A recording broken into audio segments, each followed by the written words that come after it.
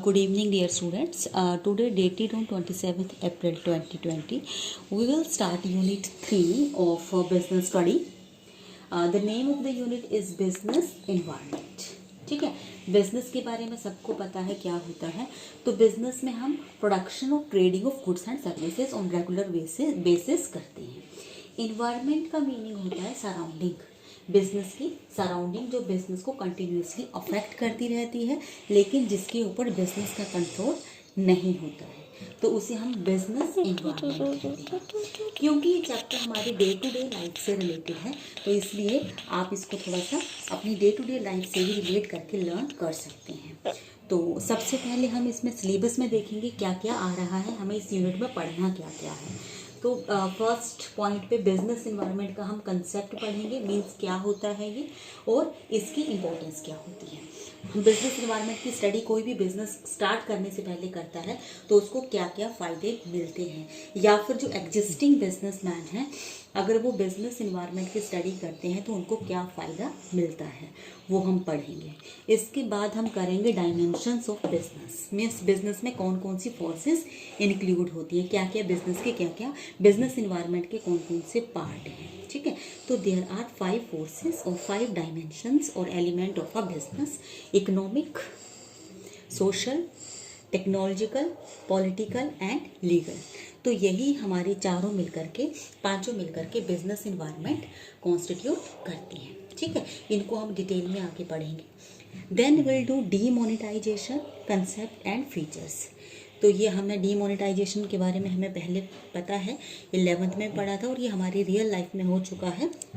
यहाँ पर हमने करेंसी को क्या कर दिया था, 500,000 के नोट्स को हमने विड्रॉ कर दिया था और उनके प्लेस पर नए करेंसी नोट्स को इंट्रोड्यूस किया था गवर्नमेंट ऑफ इंडिया ने. ठीक है, इसके बाद हम पढ़ेंगे impact of government policy changes on business. Means government जब पॉलिसी चेंज करती है तो उसके ऊपर बिजनेस के ऊपर उसका क्या फ़र्क पड़ता है.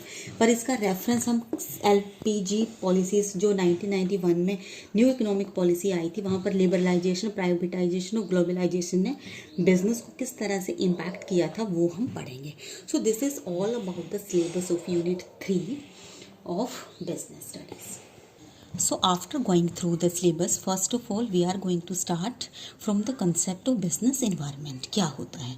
तो it is the sum total of all the individuals, institutions, other forces that are outside the control of the business enterprise but that may affect its performance. Means ये सब चीज़ों को मिला करके किन किन को, इंडिविजुअल्स हों, इंस्टीट्यूशंस हो या कोई भी फोर्सेस. तो इंडिविजुअल आप सबको पता है, ह्यूमन बींग्स आ गए, कंज्यूमर्स आ गए, इंस्टीट्यूशंस गवर्नमेंट के भी हो सकते हैं, प्राइवेट भी हो सकते हैं.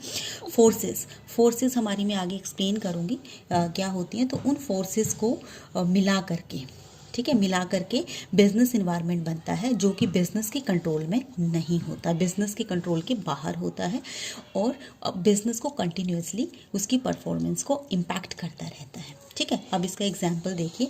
कोविड-19 के बारे में किसी ने पहले प्रेडिक्ट नहीं किया था. ठीक है, लेकिन इसने जैसे ही इसका इंट्रोडक्शन हुआ चाइना की वुहान सिटी में, उसके बाद ये ऑल ओवर इंडिया में जिस तरह से स्प्रेड हुआ और जिस तरह से इसने बिज़नेस को अफेक्ट किया है, कुछ इंडस्ट्रीज़ को इसने पॉजिटिवली इम्पैक्ट किया है, जैसे कि शॉप, सैनिटाइज़र्स, इंटरनेट की डिमांड बढ़ गई है, टेलीकम्युनिकेशन इंडस्ट्रीज़ की डिमांड बढ़ गई है, और कुछ इंडस्ट्रीज़ को नेगेटिवली इम्पैक्ट किया है, जैसे हम मार्केट में जा नहीं सकते, कोई क्लोथिंग या शूज़ या कोई ऐसी परचेजिंग करनी होती है, अब शट डाउन है, लॉकडाउन है, तो इनको नेगेटिवली इम्पैक्ट किया है.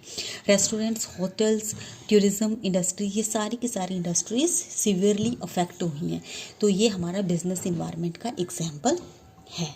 ठीक है, अब हम बात कर रहे थे फोर्सेस की, जो ये पॉइंट आया था कि फोर्सेस क्या होती हैं. तो फोर्सेस को हम 2 पार्ट में डिवाइड कर देते हैं, जनरल फोर्सेस और स्पेसिफिक फोर्सेस. ठीक है, जनरल फोर्सेस में economic, social, legal, technological environment के एलिमेंट आते हैं जो कि सारी इंडस्ट्रीज़ को सेम टाइम पर इक्वली इम्पैक्ट करते हैं.